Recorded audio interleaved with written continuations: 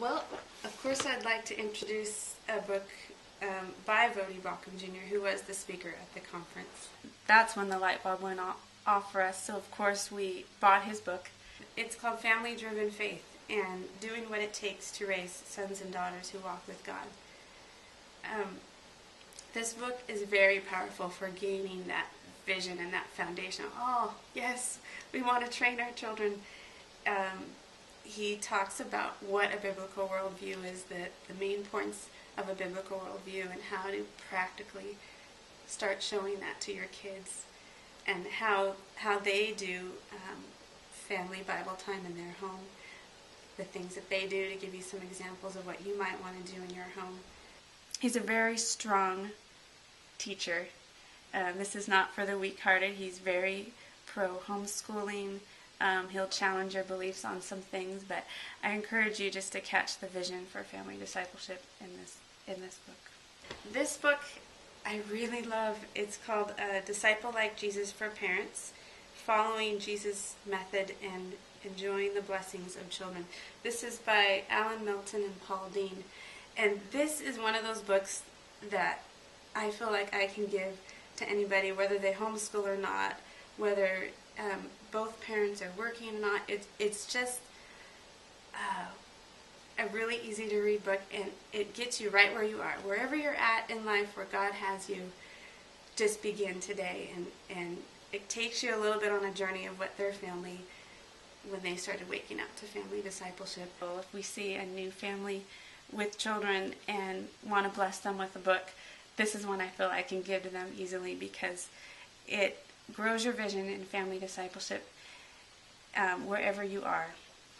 This is Training Hearts and Teaching Minds by Star Mead, and this is the book that we can do devotions. We just put the kids into bed and sit down and just go through it. It's not very long. Each devotion's not real long, and so it's not it's super in depth. I mean, it can be. You could do multiple ones, but it's the girls love it, and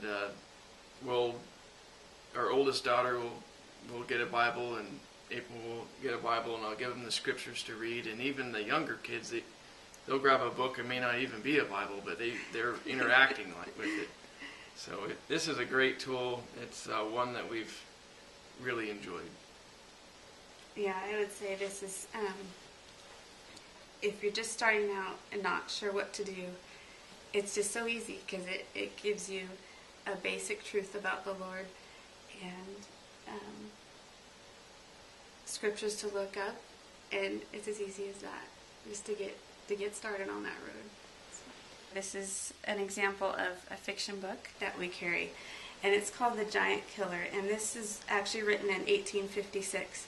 But I really love this book, and you can actually use this as part of your family devotions, because it is touching on the sins in our life that we all need to work on, pride, sloth, selfishness, but it does it in just such a great story. My 6-year-old would enjoy me reading this to her at bedtime. I thought, okay, this is going to go so over your head, but she would love to hear the story. There's a knight in here and giants.